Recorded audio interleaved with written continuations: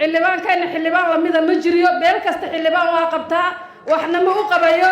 xildhibaan lamida oo meel jooga ma jiriyo waa qaar ka mid ah waalidiintii ka hadlay kulan dhiirigelin iyo mahadcelin si weyn loo agaasimay oo Muqdisho loogu sameeyay xildhibaan Yuusuf Xayle Jimcaale oo gacanta ku haya waxbarashada in ku dhow 2,000 arday oo isugu jira agoon iyo danyar kuwaas oo waxbarashadooda ay ka caawiso jamciyadda Suhayda anigoo magacayga Abshir Cali Maxamed waxaan mid kamid ah ardayda ka baxday iskuulka Al-Fajri sidoo kale iskuulka waxaa gacantiisa igu geeyay muddada aan wax baranayay xildhibaankeena xildhibaan Yuusuf Xayle Jimcaale ilaa waxbarashada heerka dugsiga sare aan ka soo aflaxayay waxaa gacanta igu hayay dhanka waxbarashada fiigan iga caawinaya xildhibaan Yuusuf Xayle Jimcaale ka baxday iskuulka iyo dugsiga sare hoose dhexe ee Iimaan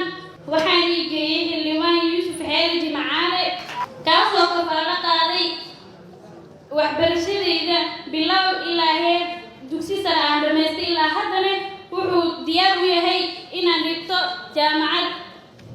qaar ka mid ah waalidiintii ka hadlay munaasabadda dhiirigelinta iyo mahadcelinta xildhibaan Yuusuf Xayle Jimcaale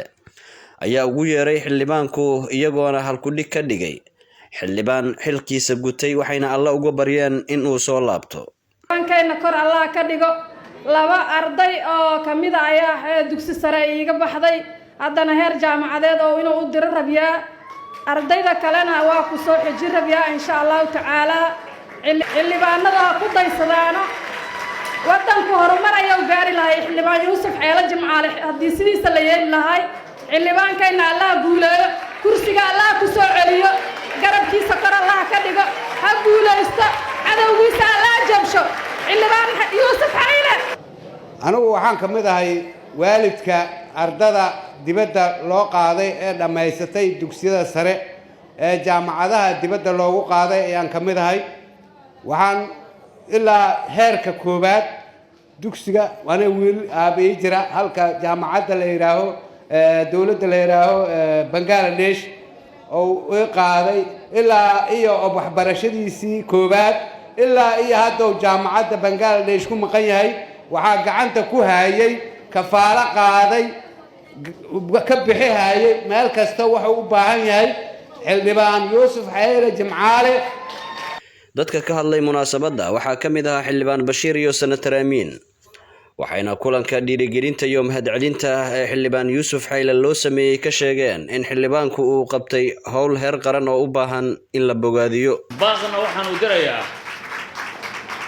kursiga xildhibaanka ee xildhibaanimada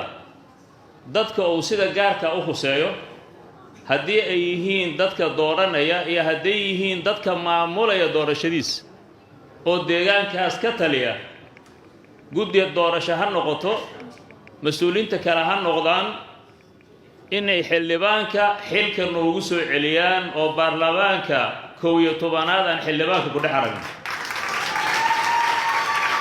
haddaan baarlamaanka 11aad xildhibaanka ka weyn oo dembiyaan idin haysanaa ogaada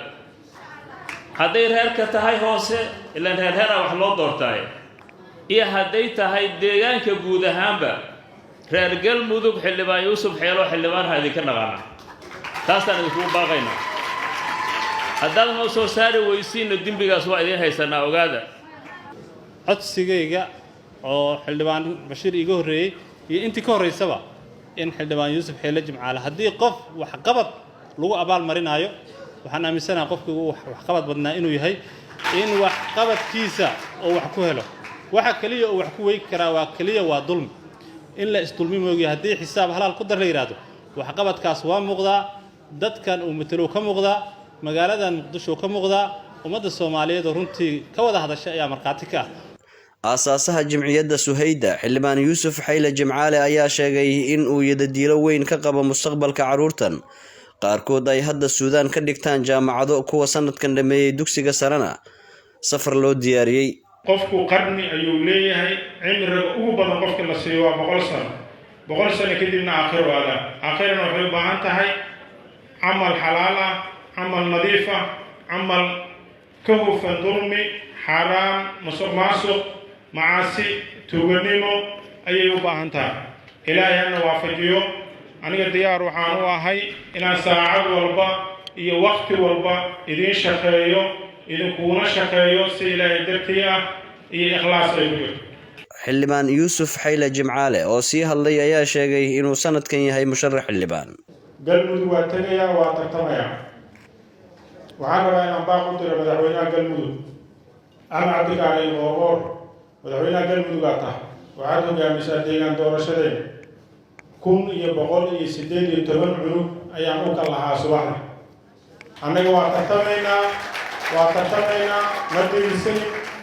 qabiil xoraan nahay qabiil soomaaliya oo dhan la deganaan nahay ergadayna 17 qabiil ayay ka kooban tahay si saxa loo qaybiyaa tartanku waa furan yahay cid walba ee hoob 12 ku abtirsato amba qabiilka tumaal dhuusamareebaa noo ballana.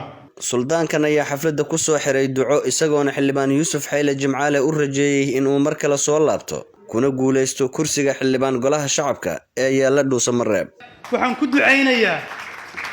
khayr baad inoo tahay allah ku soo celiyo. ilaahay waxaan ka baryaa baarlamaanka